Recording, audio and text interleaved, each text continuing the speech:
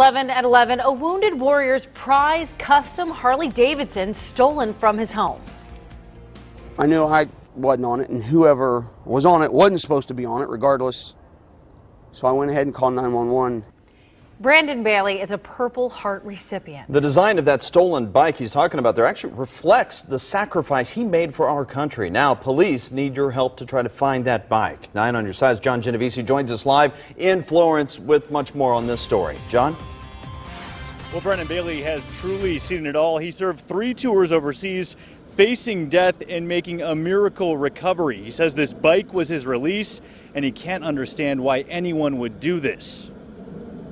The IED blast ended up putting the truck that I was in on top of me. His hip crushed with too many broken bones to count. At first, doctors were sure Brandon Bailey would die of infection. Kind of give you an idea, my mother spent 362 nights in a hospital with me in a 2-year period. That kind of wounded. But he beat the odds and so much more. Never thought that I would ever get back on a bike again. They told me I'd never walk. During his 3rd deployment in 2009, the Marine Gunnery Sergeant suffering those critical injuries. After recovery and retirement, he sent his prized Harley Davidson to California to be customized. He hand-painted a Purple Heart medal on the front of the left side of the tank. Kind of if I was wearing my dress blue uniforms, where my Purple Heart would be. Then Sunday night, while visiting his parents' house in Florence for dinner, The house kind of rattled. Well, it startled me because I knew what it was, but it's like, why is that happening? Barely visible on surveillance camera, the perp trying once and getting spooked, then a second time riding off with the bike. That's my release.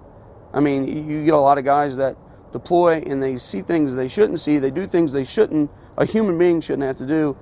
That's my release. For a guy who put his country above his own life, this, he tells us, hurts to the core. That was part of me.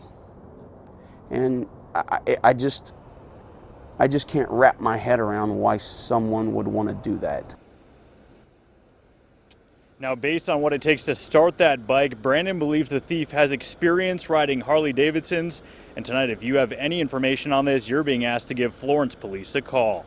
For now, reporting live, John Genovese, 9 on your side.